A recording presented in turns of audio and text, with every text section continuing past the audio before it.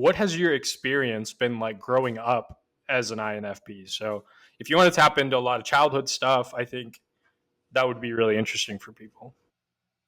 Yeah, it's interesting because the INFP type, I think, I had a friend describe me recently as gently assertive, which I thought that was an interesting way of putting me because I think something that I've noticed throughout my life is I've been very much stuck with my convictions. Whatever I feel is right for the situation, that's what I'll do. And I won't really switch from that Mhm. unless I get. I was going to say, can you give some examples of how that comes out? Yeah, so I've told this story maybe before on this channel, but I this is one that I think encapsulates a lot of this nicely. This was a few years ago when I was in Washington D.C. and I was there with some friends, and we were at the Smithsonian Museum, and everyone in the group really wanted to go see the Natural History Museum there, and I didn't even really think like, oh yeah, that would be fun. Like we're going as a group of friends. My first immediate instinct was, hell no. I'm in Washington D.C. I'm going to go see the American History Museum because that just made sense to me. I'm in the capital of the U.S. Why would I not see something that is relevant specifically just to here? And Mm-hmm. so I took myself and I told my fiance Hannah, I was like, "Hey, do you want to go see this instead?" And she said yes. And we spent the next 2 hours separate from the rest of the group. It didn't bother me at all. It didn't make me feel uncomfortable of like, oh, like what are the others gonna think? Because I knew like, hey, I'm not hurting anyone and I'm just doing what matters to me. Now, I can think of times when I was younger that sticking to those convictions might have been a little more weird and might not have worked out as well. When I was in maybe fourth grade, I had a Hmm. little toy stuffed monkey Oh, I that, was going to bring this up. I'm so glad you were bringing it yep, how could I up. forget Mono? Lord. He was just a little monkey. He had it was like a little sock cloth monkey. It had magnetic hands and feet that would clap together. And I loved that little thing. But I would bring it to school sometimes and I would just tell people like, "Hey everyone, this is my monkey." And specifically, I would say, "This is my mono. His name is Ronaldo." Because to me, I was just like, Uh, "I like this. Why would I not do this?" It just right. makes sense to me. And a lot of that is just regular kid functioning of like you don't know what's normal and what's not normal. But I think there are kids that are more normal and more weird than other kids. And for me, I think a lot of that INFP ness came out as being a pretty weird kid a lot of the time. Yeah. Well, so for the audience, that's when we became friends. Um, and to me, it was really interesting because he was odd. Like he really liked. Yeah, I mean, he had this whole Star Wars thing too that he was really into. He would carry like Harry Potter wands at times. Yeah, yeah, You're he had the making me pet want to bully monkey. myself here. Dude, so yeah, like he had a lot of like very marked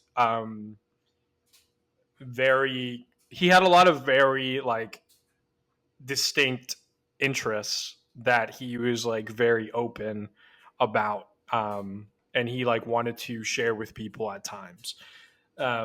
I never saw him like adjust, because like, and for me that was interesting because I like to do my own thing, but I also do have that FE. So I do care. And at times, especially at that age, you might like hide the interest or not talk about it as much around a certain group of people because they don't care or they're not interested and you want to like fit in to some extent. Um, but yeah, you didn't really have that. You were just like kind of yourself, which I thought was really cool. There weren't a lot of other kids like that, I would Oh, well, say. thank you. Appreciate that. I think I it could lead to some my desire to be myself, and in addition to being weird, I could also just be stubborn about things a lot. I i remember when I was like a late teenager, I had this conviction of, I don't want to drive a car, I'm not interested in cars, I don't like cars.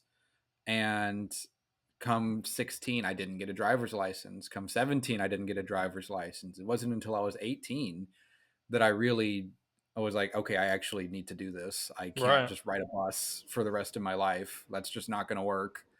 Do you know where that Or came from, or was that just like just a thought that you had, and that got solidified over time, and you just stuck to it?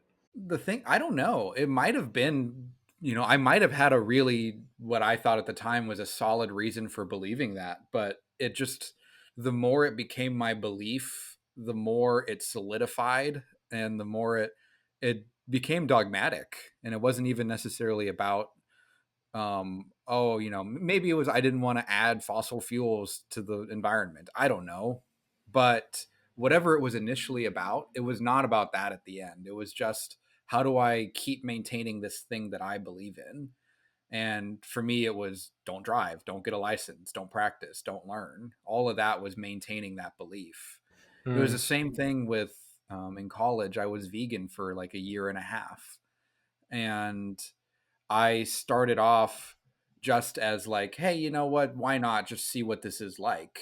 I Yeah. might as well experience it. I almost pretty much I decided on a whim. I was eating vegetarian for a week or two, and then I made like a complaint in the store about how expensive Greek yogurt was, um, which, It is rest pretty in peace. expensive to Back me. then, it was probably only like $3, And it's probably like for $100 now for a container. easily.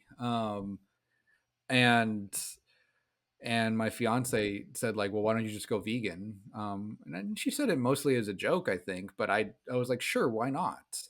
And for the next year and a half, I was That's vegan. wild, dude. It was a long time. It was a really long time. And I like, the more I did it, the more it was just solidifying into my beliefs of like, hey, you know what? Like, I value this. I value not eating animals. I value not, what I Right. thought was not adding to climate problems. I've since kind of changed my stance on it, and I'm no longer vegan, but it was interesting now to go back and see how that process became such a moralistic conviction for me.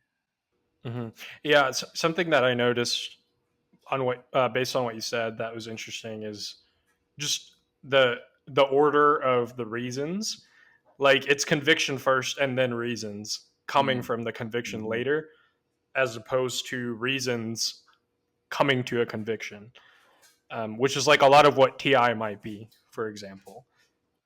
Well, and that's how I go about a lot of things. I'll come to a conclusion, like I'll have some sort of snap initial judgment, and I'll hold on to it. I'll try to not hold on to it too tightly, but my next step with pretty much everything I do is going out and to the world and just asking as many people as I can their opinions about it, and trying to get as many different perspectives on a thing, on an issue. Sounds like your TE coming to life.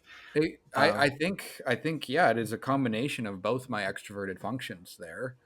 Yeah. I'm just out there trying to establish whatever's working, and whatever patterns are out there that might explain whatever I've felt initially. My own feeling is driving my questions that I ask out in the world.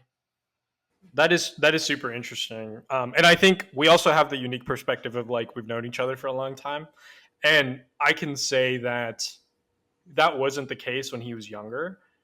I think conviction was reality, Hmm. and it just kind of painted over everything else. But I think as you've developed and tapped in your other functions, you have the conviction, but now you want to maybe go somewhere else to collect more data, see what the tribe thinks, that kind of thing, as opposed to just immediately going off that judgment. Which is a self awareness thing. Like I think you've just developed and become more self aware, which is good, right? Like that's what you want.